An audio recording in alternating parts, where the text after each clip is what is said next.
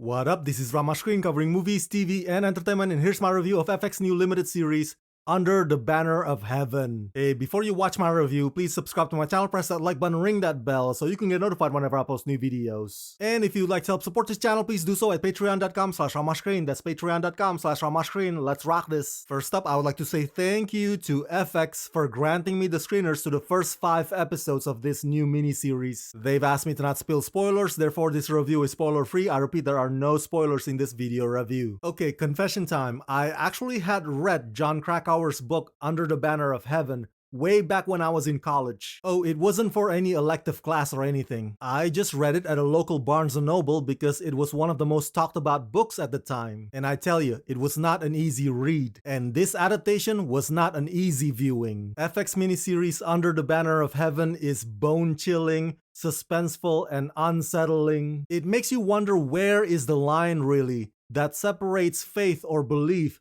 from delusion or brainwashing? This show reminds me a lot of True Detective and Big Love, but creator showrunner Dustin Lance Black, who did grow up with an LDS background, presents this whole spiraling down from moderate to radical in such a way that educates and calls out and also functions as a grim, grisly cautionary tale. Created and showrun and executive produced by Oscar winner Dustin Lance Black, based on John Krakauer's best-selling book, Under the Banner of Heaven follows the events that led to the 1984 murder of Brenda Wright Lafferty and her baby daughter in a suburb in Salt Lake City, Utah.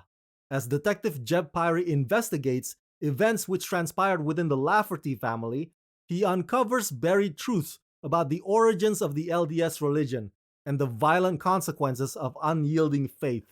What Pyrie, a devout Mormon, unearthed leads him to question his own faith.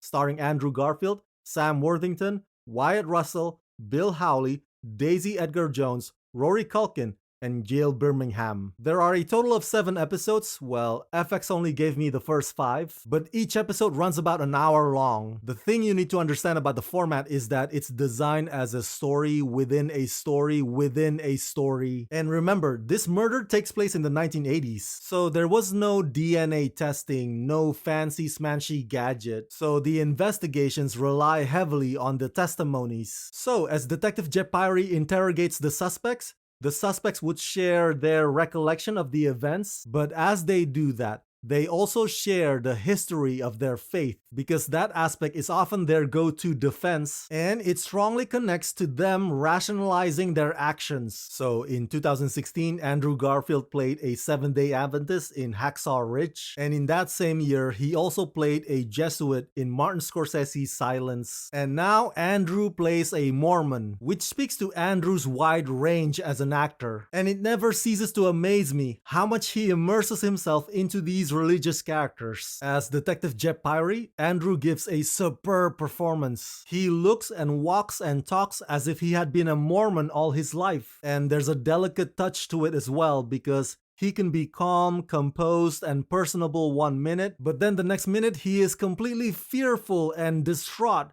over the discovery of his religion's dark side. So while there are moments in Under the Banner of Heaven that are excruciatingly slow, but the scripts are full of lines that are haunting and gut-wrenching, and they're pretty smart to end some of the episodes with either a standoff or a raid that helps to re-alert you of the gravity of the situation. Under the Banner of Heaven deals with domestic abuse, underage abuse, patriarchal power, and the political red tapes in a place governed by people who believe in Heavenly Father. So there's a lot of moving components that Pyrie and his partner have to take into consideration as they unravel the mysteries of the Lafferty family. This show is like a small-town crime saga that's tough to wrap your head around and even tougher to get over.